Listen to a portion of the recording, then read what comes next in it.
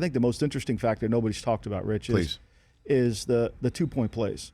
All week, during the preparation for the Super Bowl, the Patriots had 2 periods on Thursday and Friday practicing their 2-point plays. Because for whatever reason, and I don't know the reason why, but he felt like they needed to have a volume of 2-point plays going into the game. And it proved out to be correct. And it proved out to be the difference in the game because their 2-point plays, essentially, nobody talks about, won the game.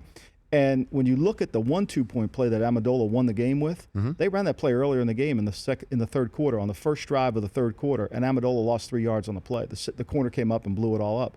And they ran it again on the most critical play of the game, and I think they were all holding their breath on the sidelines of the Patriots saying, oh, my gosh, can this actually work? And it did.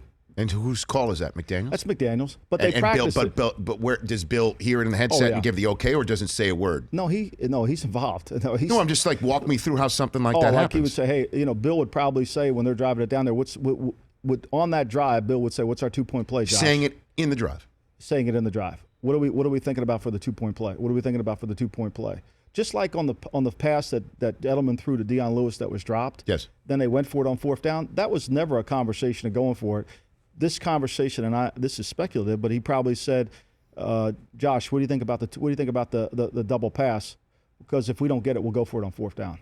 That kind of conversation. Everything's planned out, and that's what makes it so brilliant. The meetings the night before, it's all planned out. Nobody seems to understand that, but it's all laid out in detail. Which is why when all the poop is hitting the fan, right. 90 ticks to go, 60 ticks to go, there's he's a calmness. He's calm. What about like Super Bowl 49 though? Like not calling that timeout. Right. We would be talking about that right now. Well, and here's what happened. I mean, first of all, nobody really, and I'm writing about this in my book, is when I first joined the Patriots in 2014, they had just lost to Denver in a playoff game. Mm-hmm. And one of the things that they were really bad that season was in their red zone goal line defense. So Belichick was obsessed with trying to find a goal line defense that could stop the run.